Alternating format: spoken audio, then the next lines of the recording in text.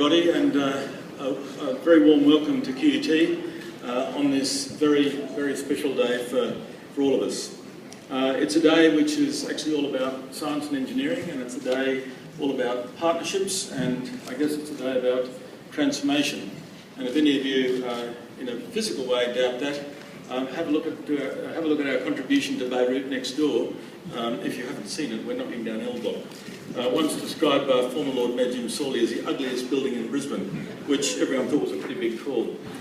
At the outset, I'd like to acknowledge the traditional owners of this place and acknowledge the important contribution and continuing contribution that Indigenous people play to the life and the work of QUT. In the very few moments that I have, I'd just like to thank our leaders who are here, our funders, sometimes as a connection, our partners and supporters, our builders, and of course our enablers, many of whom are here as well. Firstly, I'd like to acknowledge the presence of the Prime Minister, the Honourable Gillard, and thank you very much indeed.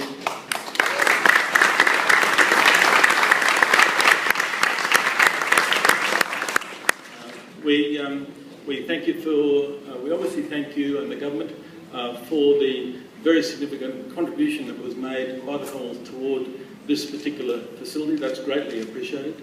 But we also thank you for your support as Education Minister, which you were for a number of years, and of course your continuing close interest in what goes on at all levels of education, whether they be schools or universities or the vet sector. Secondly, I'd like to acknowledge the Premier of Queensland, the Honourable Campbell Newman.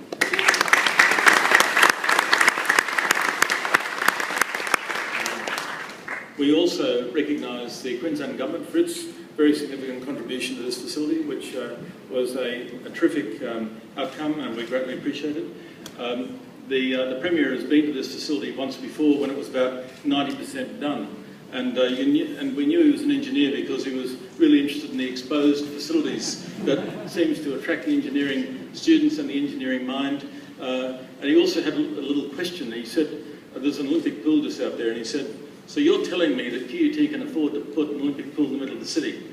But I did have a good answer for him. And the good answer was that Chuck Feeney paid for it. I also like to recognise the Chief Scientist of Australia, Professor Ian Chubb, who's joined us today. Thanks, Ian.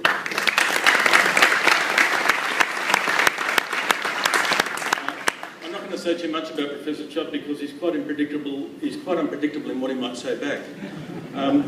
In terms of the contribution, in terms of those who have helped make this happen, which I've just acknowledged the Commonwealth and Queensland governments, he's not here today, but I would like to acknowledge Chuck Feeney and the Atlantic Philanthropies, and I think that.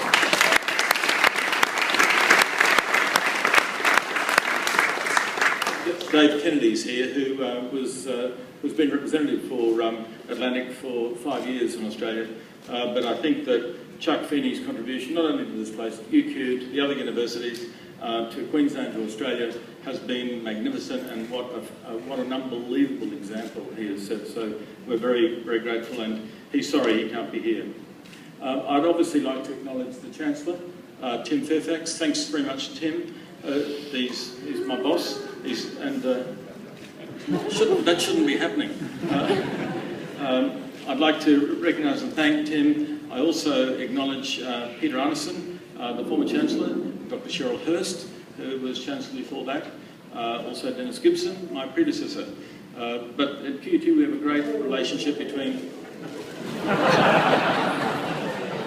That was supposed to happen during Professor Chubb's speech. But we have a very constructive relationship between the governance and management arms of the institution with a lot of mutual support, and we greatly appreciate that.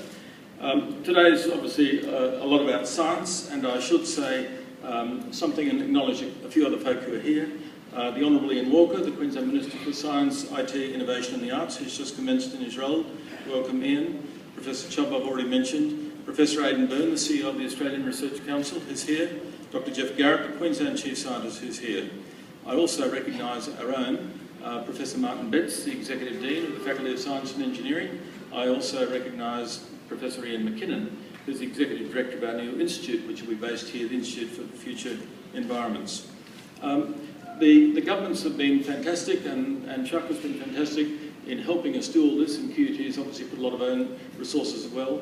But the government contribution has been for the physical infrastructure.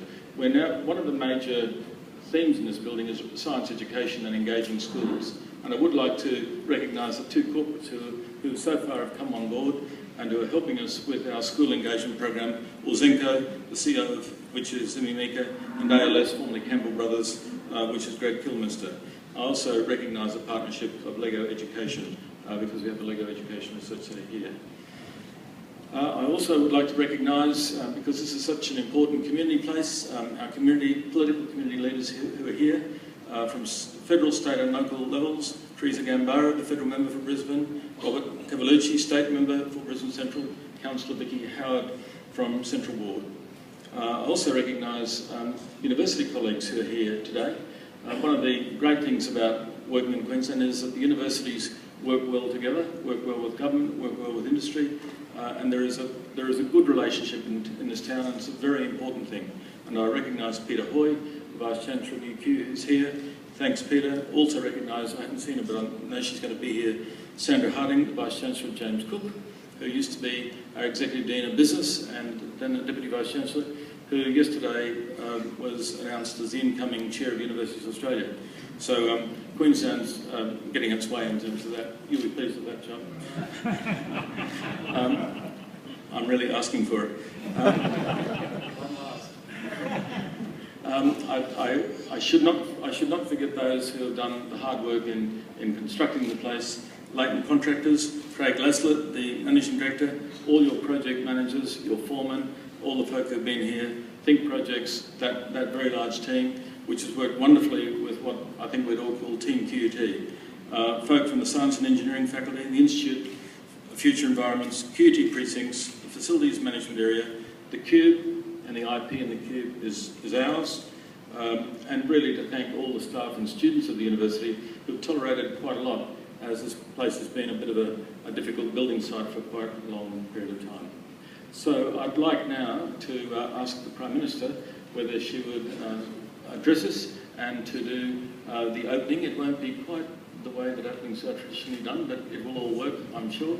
And we do welcome you. Thank you for being here, Prime Minister. Thank you.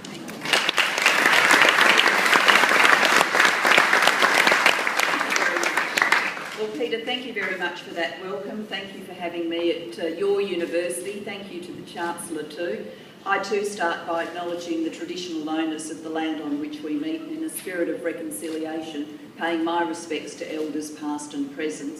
I acknowledge the Queensland Premier, Premier Newman, and my old mate, the Chief Scientist, Ian Chubb, and I think we may be heading for a good end speech, given the rivalry that always exists between universities, and of course Ian came to us as Chief Scientist from ANU. But I am absolutely delighted to be here today for the opening of this new building. As a government, we've set ourselves a task, and that task is about strengthening our economy and getting it ready for the future, and it's about transforming life's opportunities for Australians. And if you're going to do that, if you're going to have the jobs of the future, if you're going to give people an opportunity, then you've got to give them a place to learn. And we've been very focused on making sure that we strengthen universities here in Queensland, right here at QUT and around the nation. Because a key feature of the nations that succeed, of the economies that succeed, is the strength of their universities and the way in which those universities outreach into the business community to strengthen innovation and to build a future, and outreach too to people who could become the students at that university and entice them, inspire them to make sure that that is where they come and get the skills they need for the rest of their lives. I'm very proud that as a government we have been growing the number of places for students to go and study. We're allowing an extra 190,000 students to study. That's part of what we've done as a government since 2007. And we've ensured that there are a number of those places right here in Queensland, 24,000 more Queensland students getting to go to university. That's taken more funding and more resources, and we've been pleased to provide it. So nationally, we've increased funding to $14 billion in 2013, and we've increased too our investment in capital. And Queensland has been getting its fair share, with funding here in Queensland increasing and now at $2.3 billion.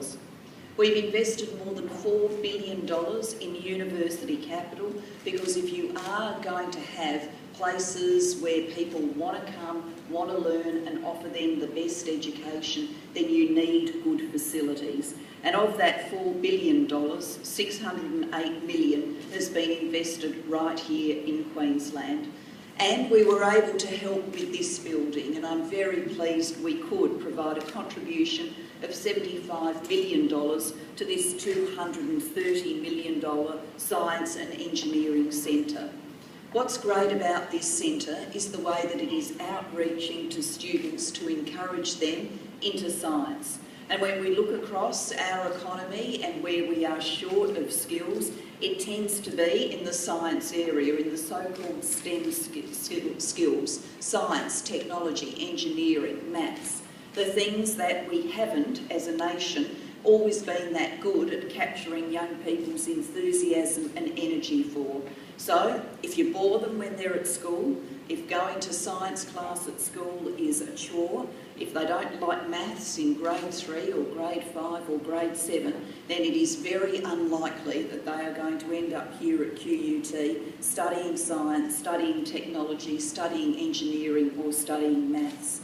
So we've got to make sure we are inspiring, and inspire this facility does. We've just been up to the Cube to see how it is, well, in the Cube now, but up to see young people who are actually being inspired by getting to come here from schools, leaving the everyday classroom and having a truly amazing experience, which will hopefully enliven in them a passion for the study of science and engineering in the future. I've been conducting my own little test as I go around, asking kids what they want to do with their futures, and I'm getting a few takers for engineering, so that's absolutely fantastic. So my congratulations go to everyone who has made this facility a reality. It's one thing to get the funding together, and heavens knows that's hard enough. It's another thing to make sure that the building rises out of the ground, that everybody lives with the mud and the dust and the disruption whilst the building's being put in place, and then it is populated by clever people doing remarkable things that can not only generate new knowledge here, but can inspire some of our next generation to want to come here and to be the scientific leaders of the future. So it's with that spirit of excitement I now get to do something very special, which is make the magic behind me work by saying, I officially declare this fantastic new facility open.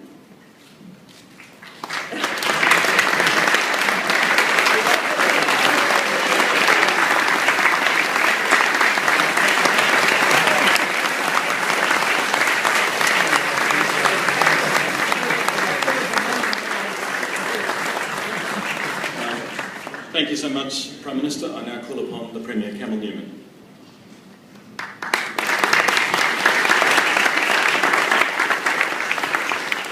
Well, good afternoon, ladies and gentlemen. It is an absolute pleasure as a former engineer to be here at the opening of this state-of-the-art facility. Can I start by acknowledging the Turrbal and Jagera peoples? They roamed this land for thousands of years and cared for it. It's always right and proper that we acknowledge them on these occasions. Prime Minister, welcome. Thank you for making the time to be here today. I know everybody here in the university and indeed in Queensland is pleased that you have been able to be here.